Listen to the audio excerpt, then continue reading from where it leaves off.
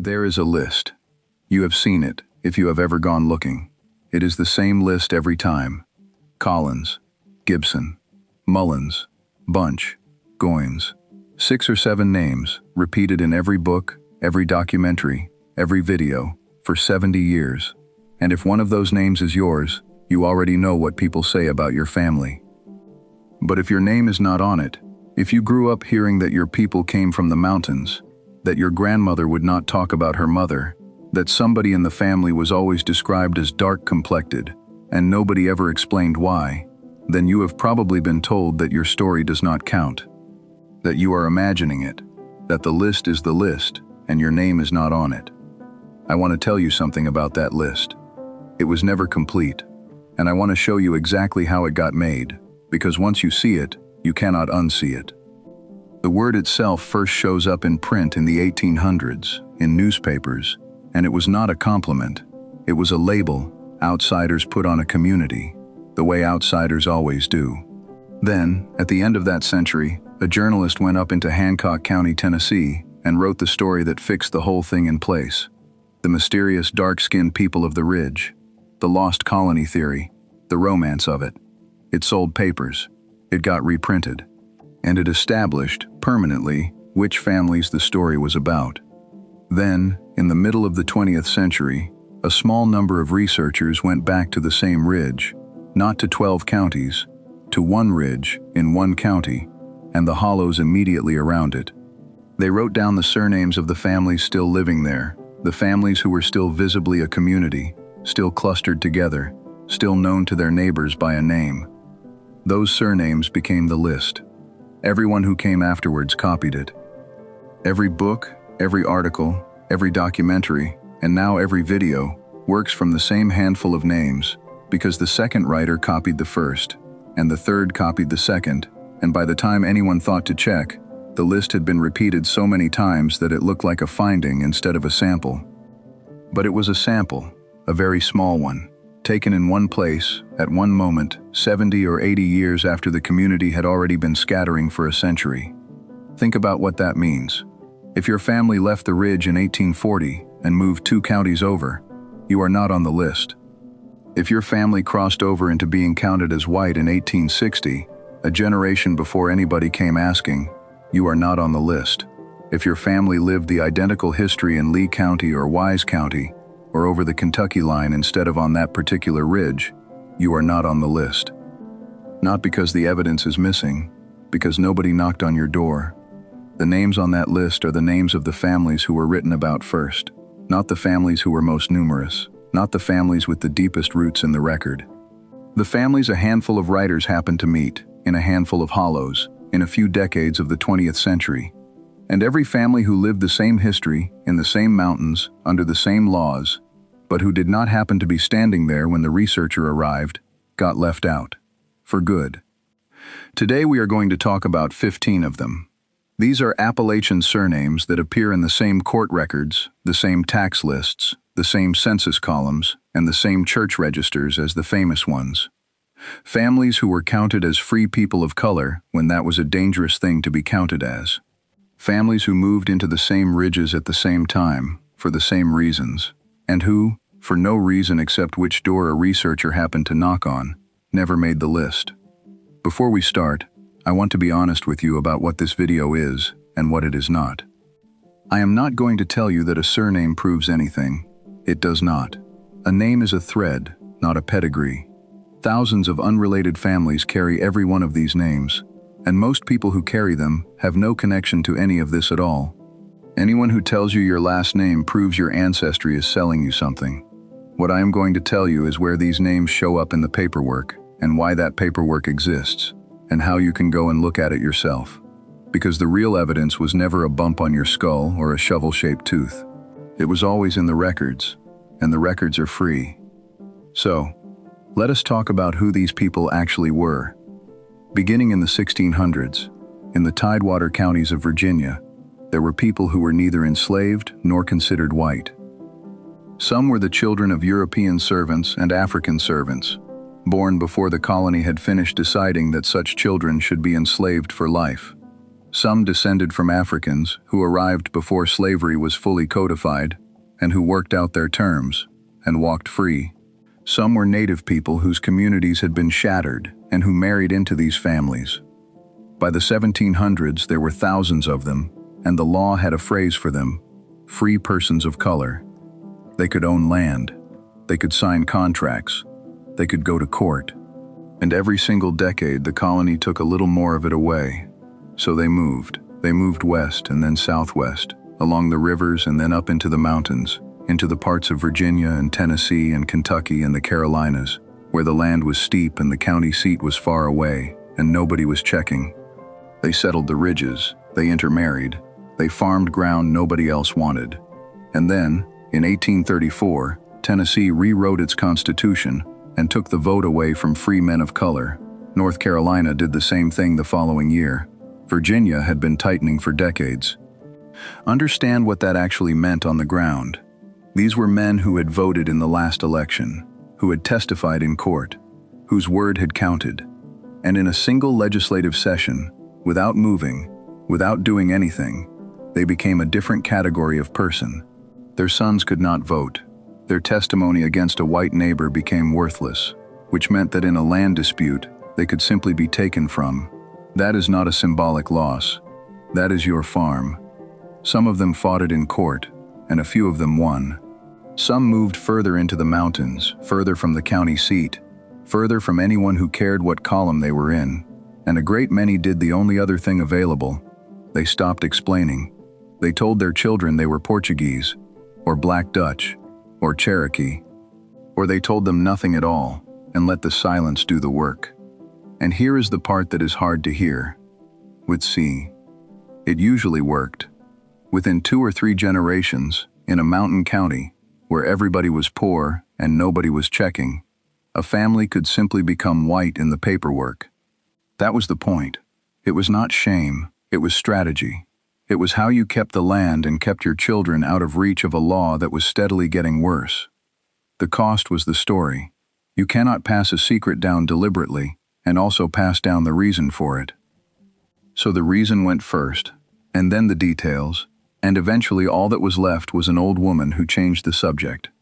That silence is why your grandmother would not answer the question, and it went on far later than most people assume. In the 1920s, Virginia passed a Racial Integrity Act, and a registrar in Richmond spent the next 2 decades writing to county clerks with lists of surnames, families he claimed were passing, families he wanted reclassified on their own birth certificates, retroactively. People who had been born white on paper were relabeled by a man who had never met them. That is not distant history. There are people alive who were born into that. And it is why the lists are incomplete. Because the researchers who came looking in the 1930s and 40s and 50s found the families who were still visibly a community, still clustered, still known to their neighbors by a name. The families who had scattered, or who had crossed over into being counted as white a generation earlier, or who simply lived 1 county over from where the researcher was standing, those families were never written down. They are still in the records, though. They never left the records. Nobody ever went back and looked. So here are 15 of them, counting down. Number 15, Brogan. A name that turns up in the Virginia and Tennessee mountain counties among families whose racial classification changes from one census to the next. A pattern that, in these counties, in this period, almost always means the same thing. Watch for the shift. It is the shift that tells the story, not the name. Number 14, Swindall. Sometimes written Swindell, sometimes Swindle, a ridge country name in East Tennessee, in exactly the counties where the famous families lived, appearing in exactly the same records, and absent from every list I have ever seen. Number 13, Brave Boy, one of those surnames that sounds invented and is not. It runs through the free people of color of the Carolinas, and it travels. You find it moving inland with the same migrations, into the same hills, at the same time. If this is your name, your family did not choose it recently. Number 12, Goodman, a common name, which is exactly why it disappears. But in the specific counties we are talking about, in the specific decades, there are Goodman households counted in the free persons of color column, holding land. right alongside the families everyone has heard of. Number 11. Perkins. Same story, larger scale. Perkins is everywhere in America, and that ubiquity is a kind of camouflage. In these mountains, in these records, some Perkins families sit in the same column as their neighbors, and then quietly do not, a decade later. Number 10. Trent. A river name, an old Virginia name, and a name that appears among free families of color moving southwest out of the Virginia Piedmont in the 1700s. The same corridor, the same decades, as every family on the famous list. Number 9. Osborne. Deep in the Virginia and Kentucky mountain counties. Another name where the interesting thing is not the name itself, but what happens to the classification beside it across successive census years. Number 8. Nash. A Tidewater Virginia name with a long, free people of color history that moves west with everyone else. Common enough to hide in, distinctive enough to trace. Number 7. Polly. Now this one is unusual, and unusual is useful. Polly as a surname, not a first name, is concentrated, and it is concentrated in precisely the region we are discussing. If your last name is Polly and your people are from these mountains, you have a much shorter distance to travel than most people watching this. Number 6. Hyatt. Another that travels the same road at the same time, and another that lands in the same hollows. And another that never made a single list. Number 5. Gann. A distinctly Appalachian surname, and one where the family's own oral history and the paperwork are worth putting side by side, because in these families they do not always agree, and the disagreement is the interesting part. Number 4. Ramey. Sometimes Rainey, sometimes Ramey. Concentrated in the Kentucky and Virginia mountain counties, tangled up with the same networks of marriage as the famous families, which is really what a community is, not a name, a marriage network. Number 3. Stallard. A Lee County and Wise County, Virginia name, which means it is from the exact ground the whole story happened on. Stallards were neighbors, in-laws, and witnesses to the families everyone writes about, and Stallard is not on the list. Number 2. Sometimes spelled Kumba, sometimes Cumbo. This is one of the oldest documented free African American surnames in Virginia, traceable into the 1600s, older in the record than most of the names on the famous list. It has been studied, it has been published, and it is still routinely left out of the Appalachian story, because the researchers who built the list were not looking in the right county. And number 1. Vanover. Vanover, a mountain name, dense in the Virginia and Kentucky coalfields, in the same counties, in the same generations. Vanovers show up in the free persons of color columns. Vanovers married into the families you have heard of. Vanovers were there for all of it. And I have never once seen the name printed on a list of these families. Not one. That is what I want you to sit with. Not that Vanover is a secret. It is not a secret. It is written down, in public records, in county courthouses, available to anybody who walks in and asks. It is simply that nobody ever wrote it in the book, and so for 3 generations, families named Vanover have been told that their story is a family legend. It is not a legend, it is a filing error. Now, before I tell you how to check your own name, stay with me for one more minute, because there is something about this that I think matters more than the list. Imagine standing in a county courthouse in Southwest Virginia. It is a small building. The record room is in the basement, and it smells like paper and damp. Somebody hands you a ledger from 1850, and you open it, and there is a column at the right-hand side of the page. And in that column, beside your family's name, in another person's handwriting, somebody has made a mark that decided what your great-great-grandparents were allowed to do for the rest of their lives. They did not choose that mark. They could not appeal it. In many cases, they never even saw it.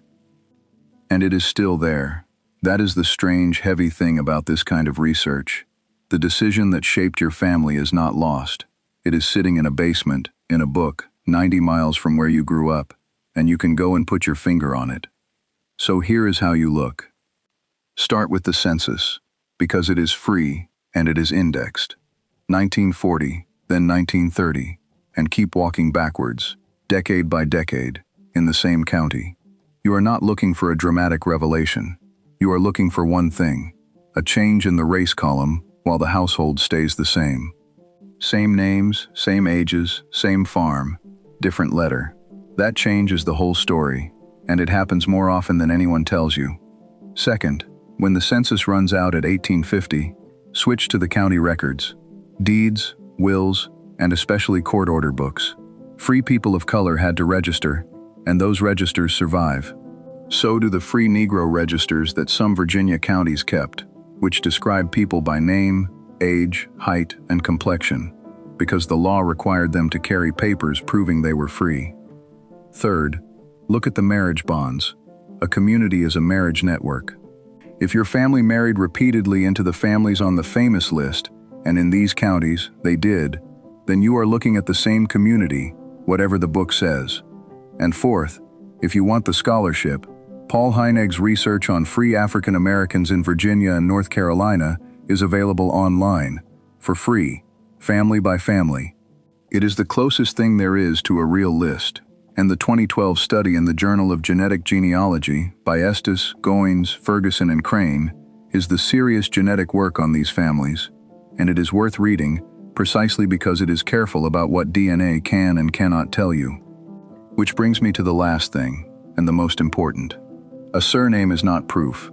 I said that at the beginning, and I will say it again at the end, because it is the part that separates real family history from the other kind.